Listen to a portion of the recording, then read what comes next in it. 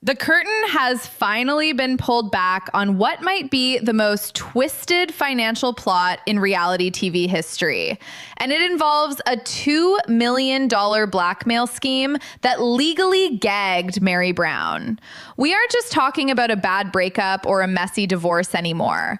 We are looking at what appears to be a calculated attempt to strip Meri of her assets and silence her forever.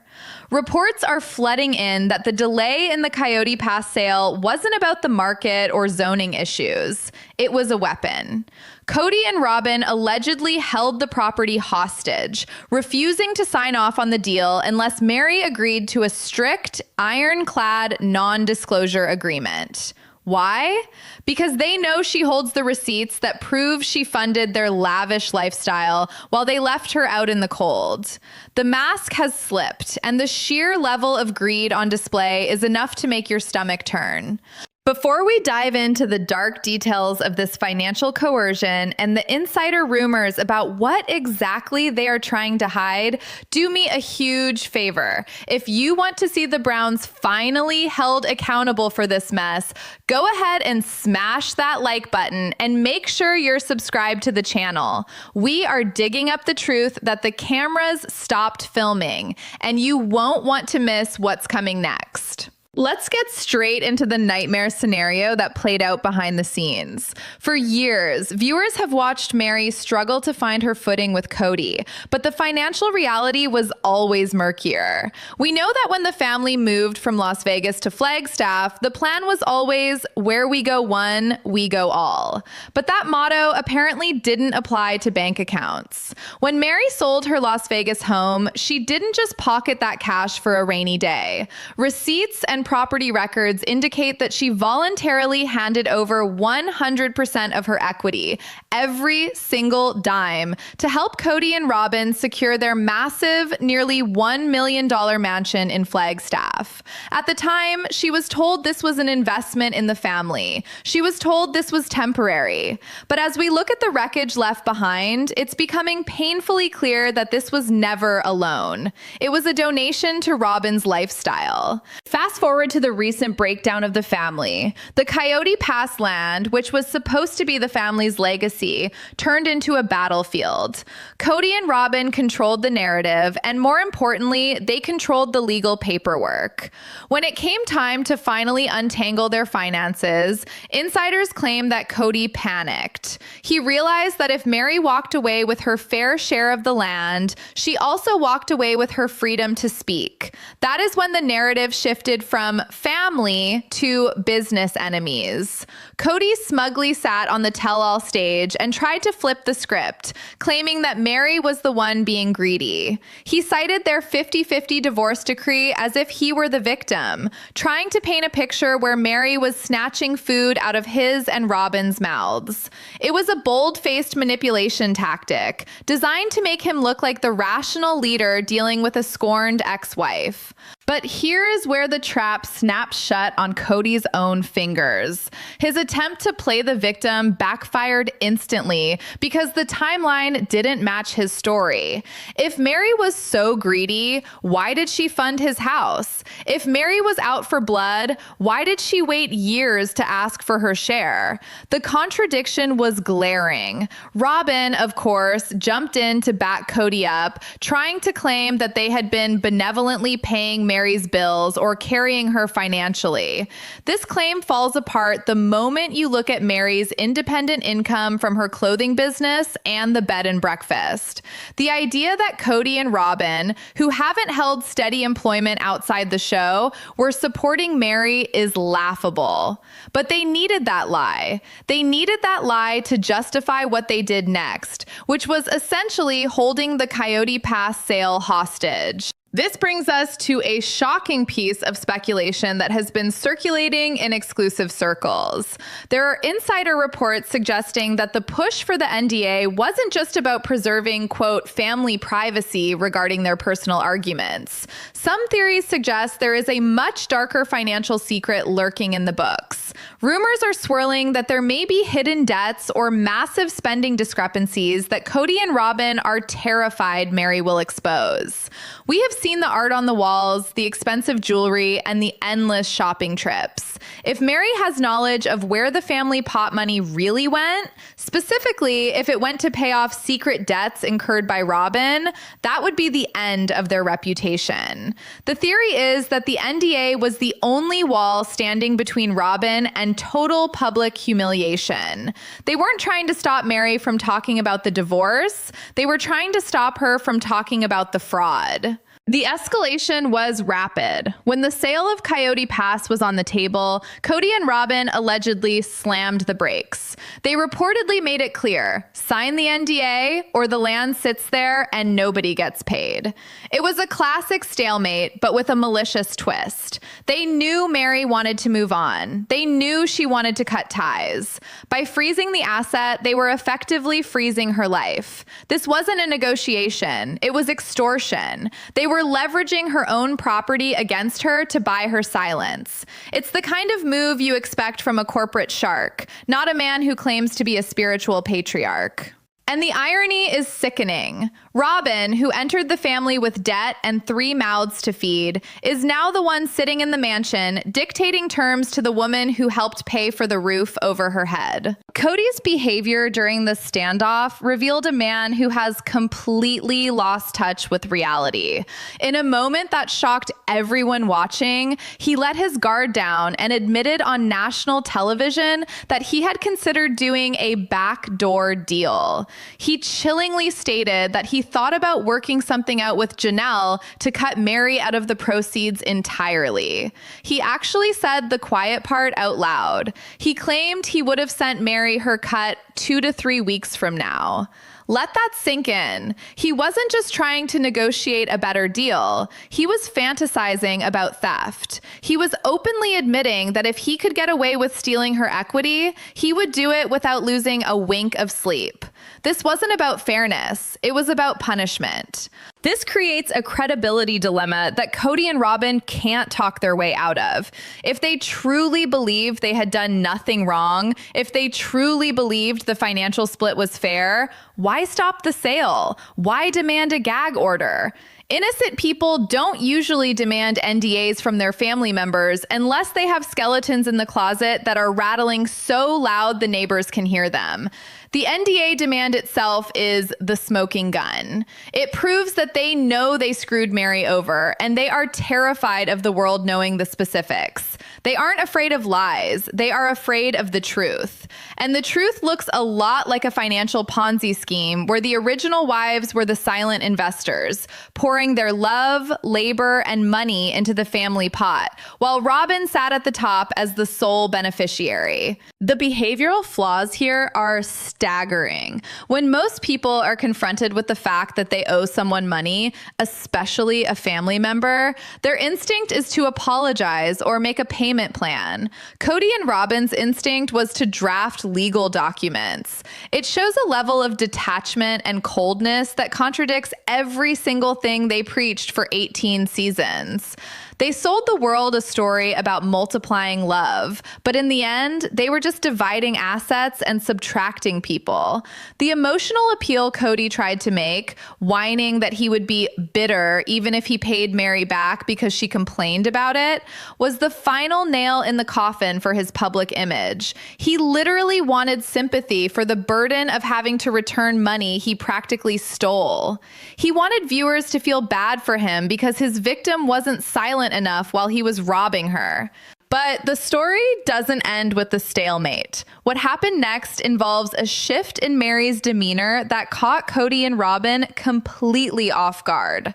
For years, Meri was the loyal soldier. She stayed silent. She honored her end of the deal even when she was banished to the wet bar.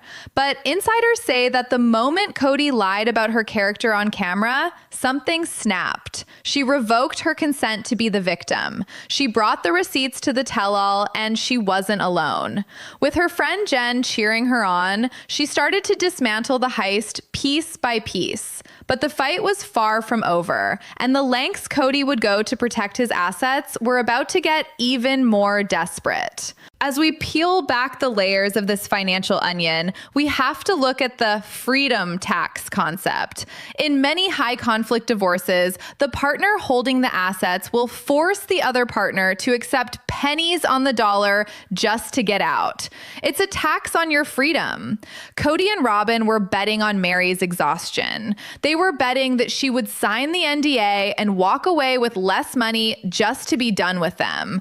But they miscalculated. They forgot that Meri Brown has been scraping and clawing for her place in this family for 30 years. She is used to fighting. And this time, she wasn't fighting for his affection. She was fighting for her dignity and her bank account. There is also a swirling theory regarding the timeline of the property value. Some reports claim that Cody was intentionally stalling the sale because he believed the land value would skyrocket, allowing him to pay Meri off with a smaller percentage of the total worth later.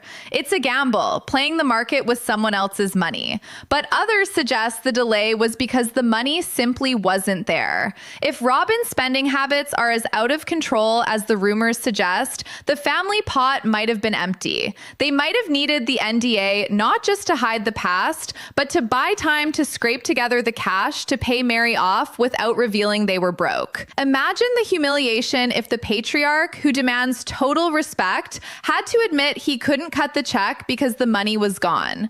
The isolation tactic was their primary weapon. By cutting Meri off from the other wives and the children, they thought they could control the flow of information.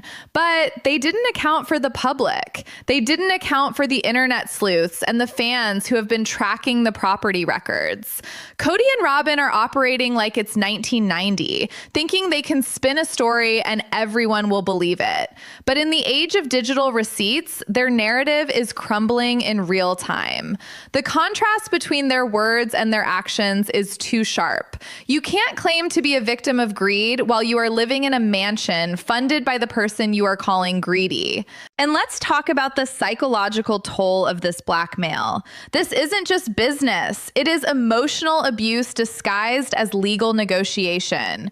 Meri was told for years that if she just tried harder, if she was just more lovable, she would be accepted back into the fold. Now, it's clear that her value to Cody was directly tied to her financial contribution. Once she stopped providing the funds and started asking for her share, she became the enemy. The transition from spiritual wife to litigation target was instantaneous. It reveals that perhaps the relationship ended years ago for Cody, but he kept her on the hook specifically for this financial security. The NDA was the final leash he tried to put on her, a way to control her even after she left his house. The sheer audacity of the blackmail attempt at Coyote Pass highlights the thematic hypocrisy at the core of the Brown family. They preached, where we go one, we go all, but Cody's financial philosophy is actually, what's yours is mine, and what's mine is Robyn's. This double standard has been the rot at the center of the family for a decade, but it took a $2 million real estate deal to expose it fully to the world. And now that Meri has refused to sign, now that the deadlock is public, Cody is left sitting in a mansion built on lies, waiting for the legal hammer to drop. But if you think the NDA was the only dirty trick up their sleeve, you are mistaken. The financial rabbit hole goes deeper, and what we are hearing about the next phase of this battle suggests that Cody is prepared to burn the whole legacy to the ground rather than write that check. But to truly understand why this NDA was so critical to Cody and Robyn, we have to look at the financial graveyard they've been digging for the last 5 years. The standoff over the Coyote Pass land wasn't just about a plot of dirt. It was about burying the evidence of a systematic wealth transfer that has been happening right under our noses. For seasons, we watched Meri beg for scraps of affection, but what we didn't see until now was the calculated way her emotional desperation was monetized. This wasn't just a bad marriage. It was a subscription service where Meri paid monthly fees for a husband who didn't even live in her house. And the moment she tried to cancel that subscription, the legal threats started flying. Let's talk about the barn dominium bait and switch, because this is the perfect example of the psychological warfare Kody used to keep Meri's checkbook open. Insider reports and eagle-eyed fans have pointed out a disturbing pattern. Every time Meri started to pull away or focus on her own independence, like when she wanted to buy the bed and breakfast, Kody would suddenly dangle a carrot. He would talk about the future on Coyote Pass. He would get her excited about building a massive home with a loft and a wet bar, engaging her in endless architectural meetings. We now know that these meetings were likely a sham. Theories suggest that Kody never intended to build that house for Meri. The barn dominium was a prop. It was designed to keep her financially tethered to the land and, by extension, to him. As long as she was dreaming about her future deck, she was paying off the land that Kody and Robyn's names were attached to. It was a classic string-along tactic, and it worked for years until the money ran out. This leads us to one of the most explosive theories circulating in the dark corners of the fandom right now. We have to ask, where did all the money go? We know the family made millions from the show over a decade. We know Meri contributed significantly. So why, when it came time to pay off the land, were Kody and Robyn scrambling? Why the desperate need for an NDA to hide the books? Rumors are swirling that the family pot was drained not by bills, but by a secret shopping addiction. Speculation has been mounting that Robyn has been quietly accumulating a hoard of expensive art, collectibles, and figurines that would make a museum blush. Some internet sleuths claim to have spotted thousands of dollars worth of prints and decor in the background of her social media posts and video calls. If these rumors are true, it paints a sickening picture. It suggests that while Meri was being called selfish for wanting a wet bar to entertain her family, her money was allegedly being funneled into a private collection of luxury goods for the favorite wife. Imagine the courtroom scene if this went to trial without an NDA. Imagine Meri's lawyers subpoenaing the credit card statements and finding out that her contribution to the Family Emergency Fund was actually used to buy statues and wall art for a mansion she isn't allowed to visit. That is the kind of humiliating revelation that destroys reputations forever. It's no wonder they wanted a gag order. They aren't just protecting their privacy, they are potentially protecting themselves from being exposed for financial mismanagement on a colossal scale. The greedy Meri narrative was a preemptive strike, a way to discredit the witness before she could take the stand. Kody knew that if he painted her as money-hungry first, people might not believe her when she revealed that he was the one spending like a king. The disparity in assets is undeniable and serves as the concrete foundation for Meri's potential legal case.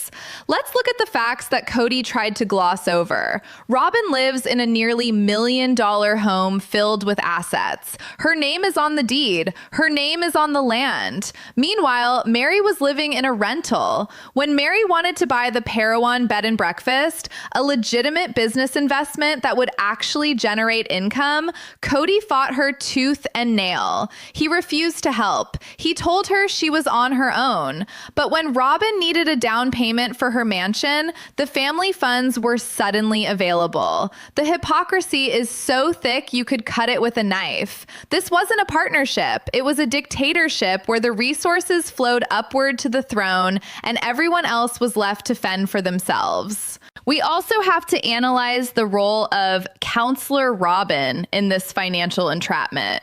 For years, Robyn positioned herself as the bridge between Kody and Meri. She was the Kody whisperer, the only one who could translate his moods. We now see this for what it likely was, a manipulation tactic to keep Meri in the game. Every time Meri felt hopeless, Robyn was there to say, "Hang in there with me," or "We have to rebuild." It sounded like friendship, but looking back through the lens of this financial blackmail, it looks a lot more like a retention strategy. If Meri leaves, the money leaves. Robyn needed Meri to stay married to Cody, not because she cared about their spiritual union, but because she needed Meri's income to sustain the lifestyle she had become accustomed to. The moment Meri physically left Flagstaff, the kindness evaporated and the legal wolves were unleashed. There is another layer to this freedom tax that is terrifyingly realistic. Legal experts analyzing the situation have pointed out that Cody has a history of weaponizing the legal system when it suits him, despite claiming to fear it.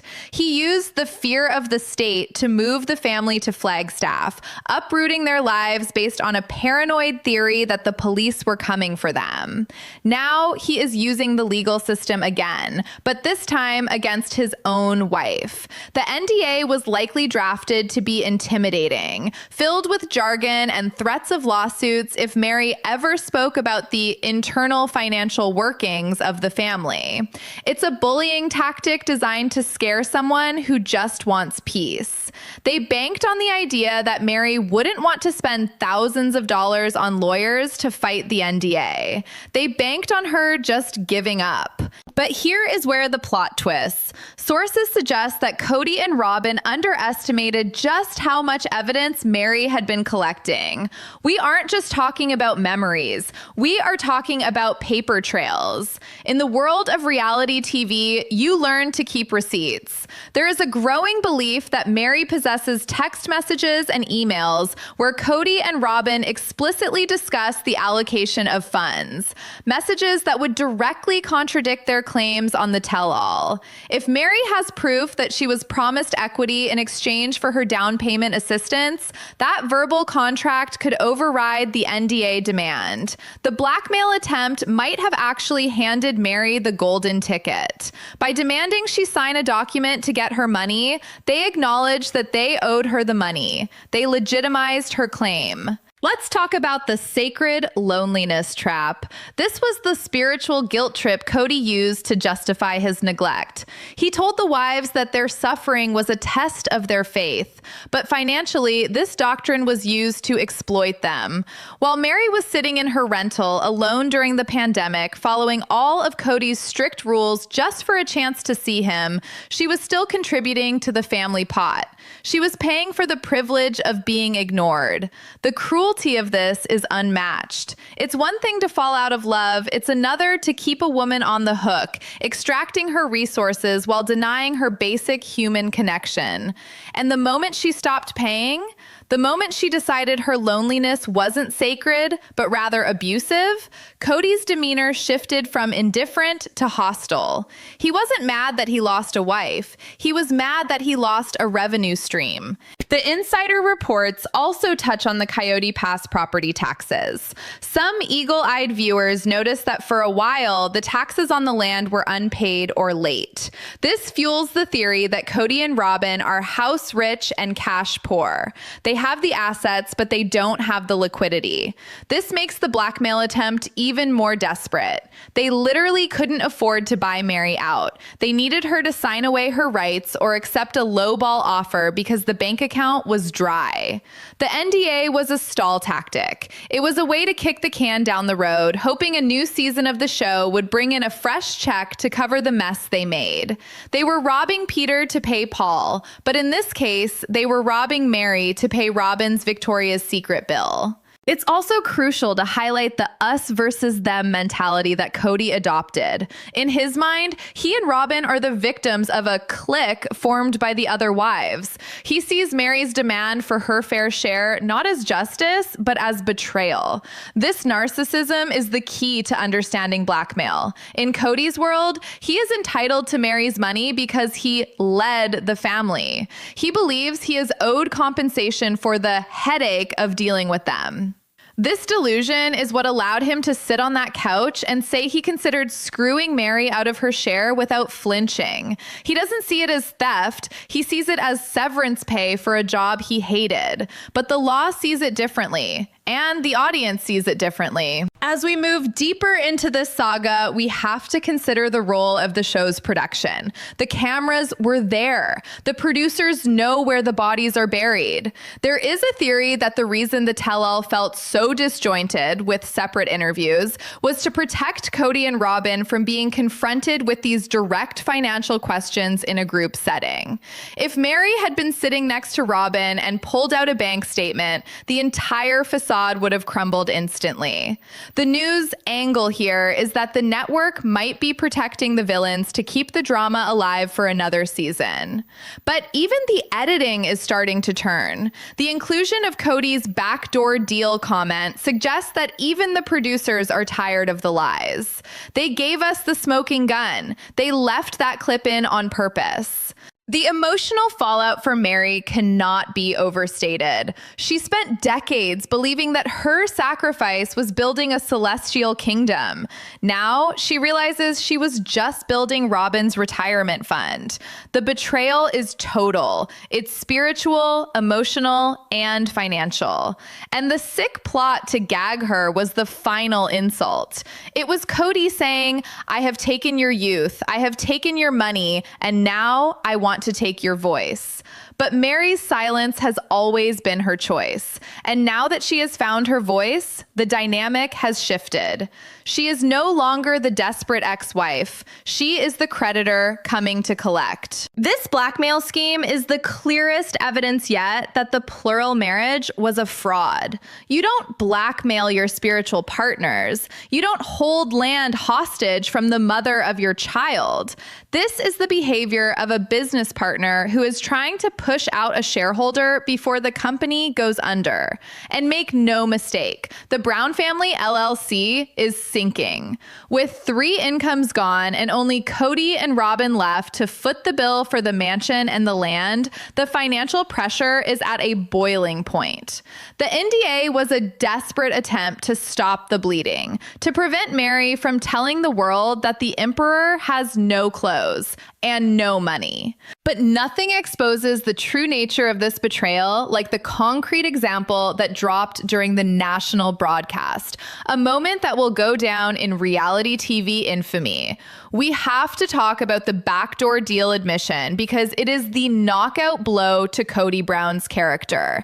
In a moment of chilling candor, Kody admitted that he had approached Janelle, another wife he was actively devaluing, to conspire against Meri. He explicitly stated that he considered cutting Meri out of the property proceeds entirely. He didn't just think it, he verbalized it to another spouse. He admitted that his plan was to send Meri her share 2 to 3 weeks from now. This phrase isn't just a witty one-liner. It is a confession of intent to commit financial fraud. He was openly plotting to steal hundreds of thousands of dollars from a woman simply because he didn't like her anymore. It strips away every layer of his quote-unquote spiritual leader persona and reveals a man who operates like a shady landlord trying to keep a security deposit. This admission changes everything we thought we knew about the family dynamic. It confirms that the Brown family structure had devolved into a financial Ponzi scheme. For decades, the original wives, Meri, Janelle, and Christine, were the silent investors. They poured their earnings, their credit scores, and their labor into the family pot. That pot was supposed to be a mutual fund for everyone's retirement. But as we reach the end of the road, it's clear that Robyn was the sole beneficiary at the top of the pyramid. The new investor, Robyn, came in, contributed nothing to the pot, but withdrew everything. When the original investors tried to cash out, the scheme collapsed because the money was gone. Kody's instinct wasn't to correct the imbalance. It was to gaslight the investors into believing they were greedy for wanting their initial investment back. It is a textbook financial scam disguised as a religious calling. The emotional manipulation Kody attempted to use as a shield is equally transparent and, frankly, pathetic. After admitting he wanted to stiff Meri, he had the audacity to whine about his own feelings. He told the host that even if he pays Meri back, he is going to be bitter about it because she complained. Let's unpack that. He wants sympathy for the burden of having to return money that wasn't his to begin with. He is acting like a victim because his theft was interrupted. It's a level of narcissism that is hard to comprehend. He essentially said, I might do the right thing legally, but I'm going to hate you for making me do it. It proves that there is no redemption arc here. There is no misunderstanding. He feels entitled to Meri's assets as compensation for tolerating her presence for 30 years. There is also a fascinating theory circulating among insiders regarding the timing of this NDA demand. Some sources speculate that Kody and Robyn were trying to secure a new loan or refinance the mansion, and they needed Meri's name off the Coyote Pass deed to clear the title. If Meri refused to sign the quitclaim deed without payment, she was effectively blocking their ability to pull more equity out of the property. This would explain the urgency and the hostility. They weren't just trying to silence her, they were trying to liquidity her assets to fund their next move. If this theory holds water, it means Meri wasn't just fighting for her past investment, she was stopping them from leveraging her property for their future debt. She was the wrench in the gears of their financial machine, and that is why Kody was so furious. The thematic hypocrisy here is what makes this story so compelling and infuriating. The Browns built their brand on the motto, "Where we go one, we go all." They sold t-shirts and mugs with that phrase. But the reality, as exposed by the Coyote Pass sale, is what's yours is mine and what's mine is Robyn's. Kody demanded absolute loyalty and socialism when it came to the wives' income entering the pot, but he practiced ruthless capitalism when it came to distributing it back out. He socialized the debts and privatized the profits. This hypocrisy is the core moral failure of the patriarch. He broke the covenant not just of marriage, but of basic business ethics. You cannot ask partners to fund a corporation and then lock them out of the building when the dividends are due. But the most satisfying part of this saga is the reality check that hit Kody and Robyn. They relied on isolation to maintain control. For years, they kept Meri separated from the pack, banking on her low self-esteem and her desperate need for Kody's approval to keep her compliant. They thought she would take the crumbs and say thank you, but they underestimated the power of clarity. When Kody lied about her on camera, claiming she was unlovable and difficult, something in Meri shifted. She realized the game was rigged. She stopped playing the role of the martyr and started playing the role of the ex-wife. She brought her friend Jen to the tell-all, a visual representation that she is no longer alone. She has a support system that isn't on Kody's payroll. That visual of Meri laughing and stating facts while Kody stewed in his anger was the turning point. The isolation tactic failed. The point of no return has been crossed. The NDA demand was the smoking gun that proved Kody and Robyn knew exactly what they were doing.